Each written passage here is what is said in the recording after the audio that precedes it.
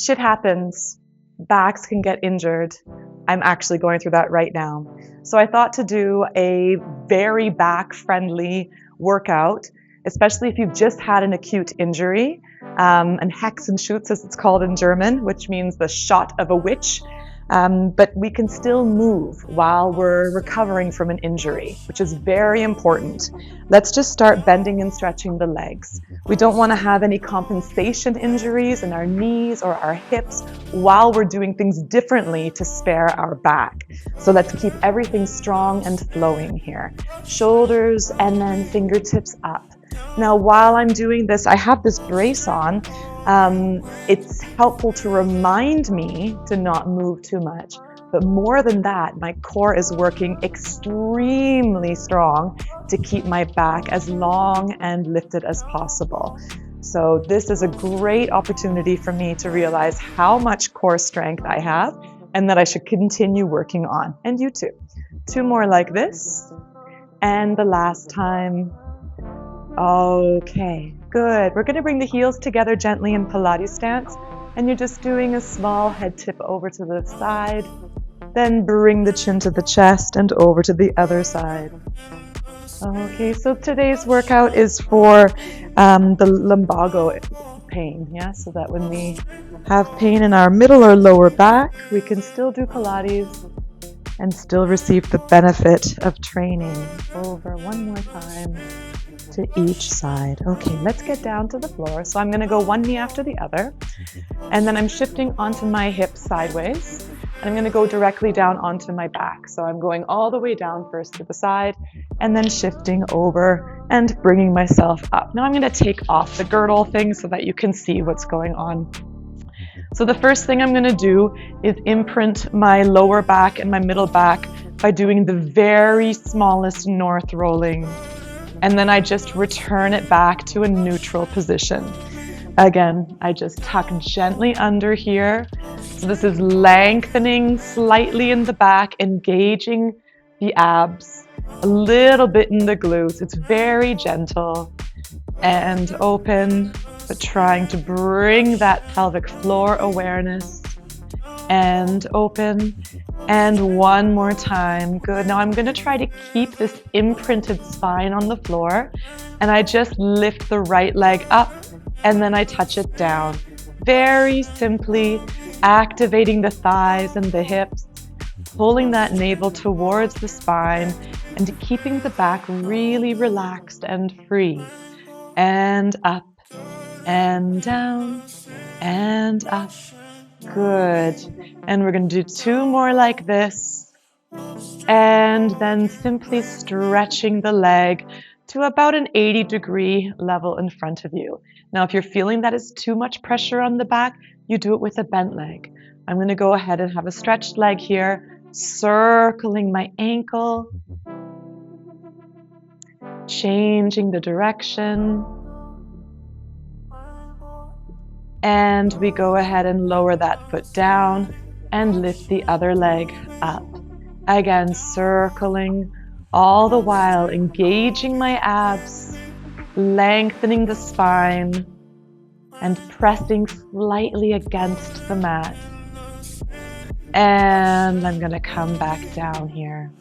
Good. I'm lifting my arms up to the ceiling now, gently lifting and lowering one shoulder. This shouldn't get at all into my middle or lower back. I'm isolating it, upper back and shoulder girdle. And you'll find that when you have an injury in one place of the body, other parts of the body start having tension and are overworking, right, to compensate. So often that's in the shoulders. We keep a lot of tension in the shoulders or in the jaw. And release one more time each side. Good. Bringing your hands down for a moment. I just want you to turn your head from side to side, feeling that looseness in the neck and the jaw. And then you're going to take the hands interlaced behind your head. Now we're coming into a floating head position, which means that I keep the weight of my head in the hands and it's just off the floor. I keep a slight north rolling so the stomach stays in, and I'm doing the very, very slightest of curl ups. So I'm basically just releasing the tops of my shoulder blades off the mat. Okay, this is engaging my core. I'm taking my time. Exhale to pull the navel down. Inhale to release back but not down on the floor. A few more times. And open. And up. And open. And last time. And release. Good. Relax yourself down again. And we're going to come onto the side. So I'm moving my knees over and I shift myself backwards. That doesn't hurt me. Hope it doesn't hurt you. Okay, and I'm finding this lift in the waist. And side lying is a great position for when we have any kind of back pain. I'm keeping my hip over hip, shoulder over shoulder, and I'm doing baby oysters. So working into a slight rotation here. And then I'm going to lift and lower both feet going into the full oyster. So this is working our glutes without putting undue pressure on our spine. And now I go into the Charleston, internal rotation.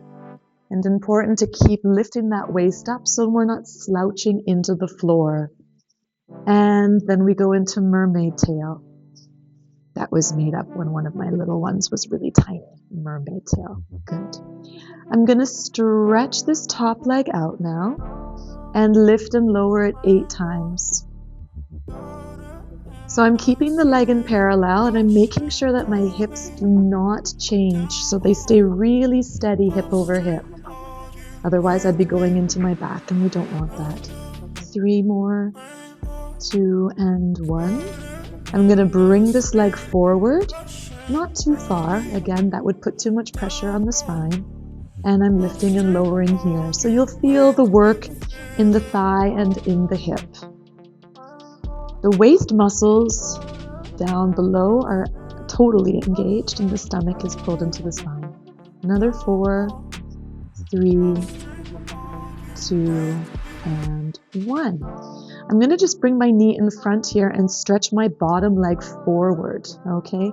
Now, if the knee to the floor is too much of a twist for you, you can bring a pillow or something underneath there, or you can put the knee behind like this, okay? Whatever feels okay for you. The bottom leg is going to lift and lower here 8 times in front of the body, engaging the adductors, finding long legs in the inner thighs. Again, look at this waist, lift it up. 3, 2, and 1. And shift that leg back so it's in alignment with the body. Up.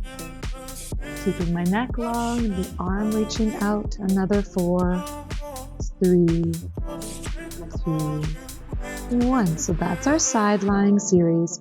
We're going to gently come up using the hands, keeping the back long, shifting over through the center. And you can see I'm being very careful as I go as well. Yes.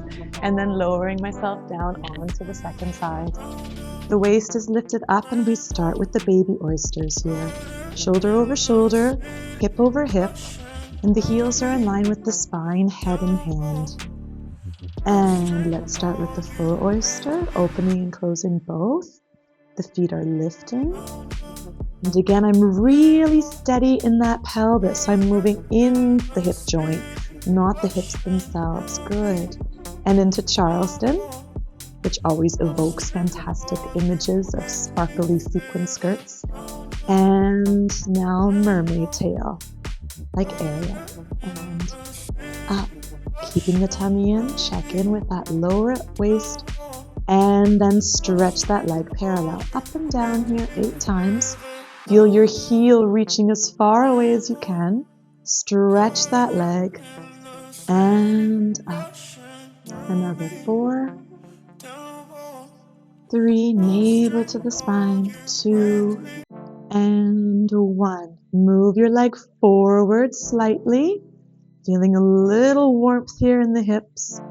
3, toasty buns, and 4, 5. A few more.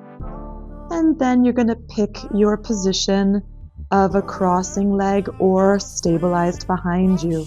Stretching the bottom leg, working the adductors 8 times with a really long back of the knee, remembering to really squeeze the stomach up and in. A few more here.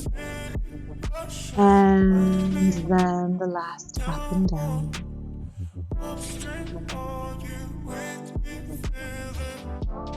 Good. So now we're gently going to shift onto the stomach, taking your time here. Adjust yourself as need be. And the hands are going to be underneath your forehead, or I'm going to turn to look at you like this, okay? What I'm doing now is transverse abdominis work. So with the inhale, I push my belly button into the floor. And with the exhale, I pull my belly button up towards my spine. So working the transverse abdominis is vital to getting our backs healthy and staying healthy. It's the deepest level of the abdominal muscles that we have, and it really is a big stabilizers as well.